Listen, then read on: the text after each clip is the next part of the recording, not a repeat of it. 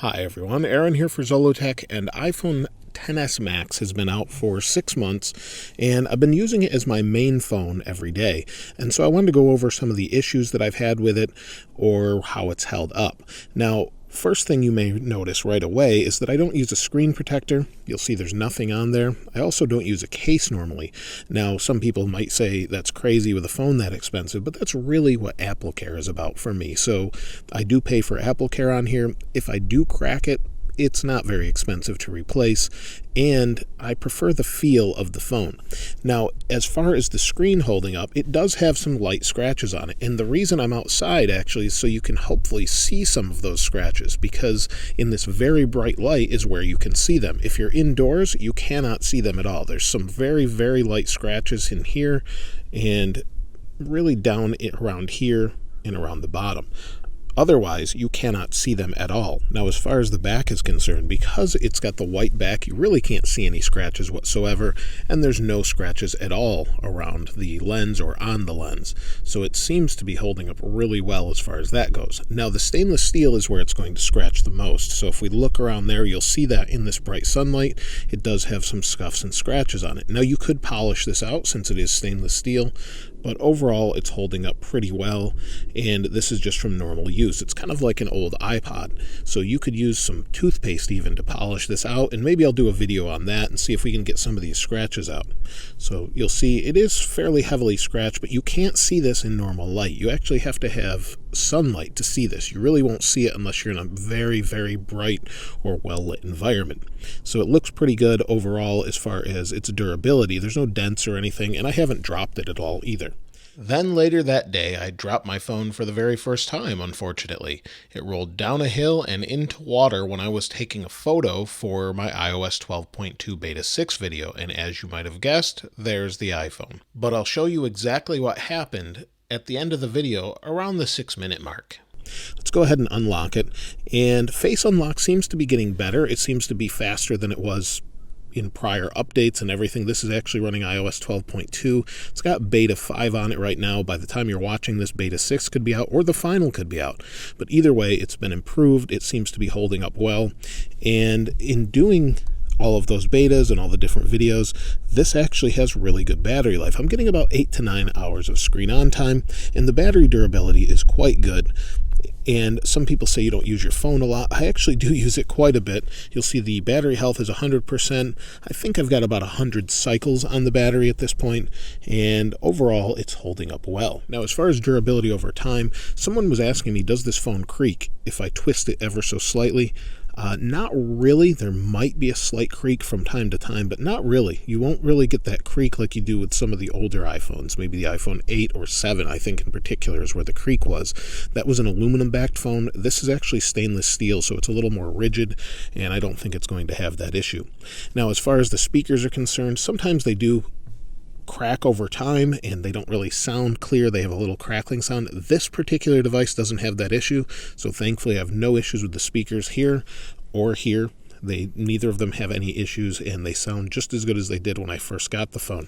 So everything seems to be holding up well as far as durability goes. Now, the camera is something that continues to impress. In fact, I'm recording this right now with an iPhone XR, but it's basically the same video camera that we have here. It's super fast, and as long as you have the right light, it looks just as good as any of the professional cameras out there. Only a trained eye will be able to tell the difference. And in fact, this is going to look a little bit sharper than most because it does over sharpen, and it brightens and darkens areas in real time. So that's why this looks so good. It's because it's doing all of this work. Now, right here, you might see it's blown out a little bit. That's the difference between this and a cinema camera. So it looks pretty good overall, and the photos from it I continue to use in my videos, and the video from it as well. So I have really high expectations even for the next version, because this camera is phenomenal, so I can't wait to see what they do next. One issue that continually plagues this device, though, is LTE issues. And you'll see here I have 2 bars of T-Mobile, and while that's usually not a problem, normally my LTE issues are more along the lines of things not loading. Maybe I'll go to Twitter and try and load an image from a wallpaper, or maybe I'll go to a different website, it won't load. Then I'll have to go here, turn on airplane mode, turn it back off, and everything will reconnect. I have the same issue when it's on Wi-Fi sometimes, not so much with that, more so with LTE, but a lot of people have said they've had the same issues, and that continues to be an issue, and hopefully Apple will fix that in the future. And finally, the software. Actually, software's pretty stable. I haven't had any issues with it whatsoever. I haven't had any crashes recently or anything, and it's been really good, especially with the newer updates. Apps are opening nice and fast. If I want to switch between apps, I can do that, no problem. Maybe go into Twitter. You'll see it loads okay. Sometimes this app in particular loads a little bit slow, but that loads fast most of the time. Things like the App Store seem to work fine for me, and everything's nice and smooth. So I really have no issues, and I definitely recommend it 6 months in. Of course, we're going to see iOS 13 on this, or whatever the next version is going to be called, and that will be supported on this device, and probably on this device will support years and years of updates, just like they do with the iPhone 5S.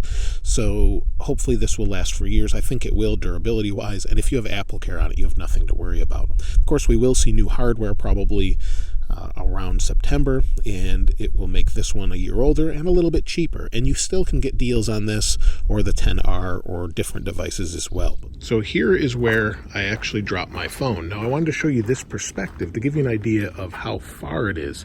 So from the top of this right here all the way down into the water over there. Let me show you what I mean. So the photo that I took was right on this corner here. I had it sitting on top of an iPad, and then the phone was right here, so you could actually see it with some nice depth of field behind it right in here. Now, this is the drop. It fell off of here after the wind blew and knocked it down. It fell off of here, rolled down there, picked up some speed, and went right into the water. Now we're down toward the water, and you'll see it's kind of a cliff down here. So it came off the end and tumbled right into the water, right down in there. So I had to get down in there, and the water's only a couple feet deep there, but you have to get down there. And to give you an idea, it fell from way up there. So it did pretty well, considering it went all of this distance, picked up speed, and then fell right into the water. Now, after all of that, my phone works just fine. It unlocks fine. There's no cracks whatsoever. I couldn't find any. There was a little bit of water in the speaker and the microphone, so I had to blow that out with some air, and it's fine. I took my SIM card out of it for a little while and just let it sit overnight. It's fine, and thankfully it's okay. But I do have Apple Care, so I did pay for Apple Care Plus, so if I do need to get it replaced, I can do that very inexpensively. But it seems to hold up pretty well from such a far drop all the way down there into the water. It was kind of unbelievable that it actually picked up speed as it was rolling down the hill and went into the water. I thought it was going to stop at some of these trees in here, but it just didn't. Let me know your thoughts in the comments below. Of course, I'll link this wallpaper in the description below, as I always do. If you haven't subscribed already, please subscribe and like. As always, thanks for watching. This is Aaron. I'll see you next time.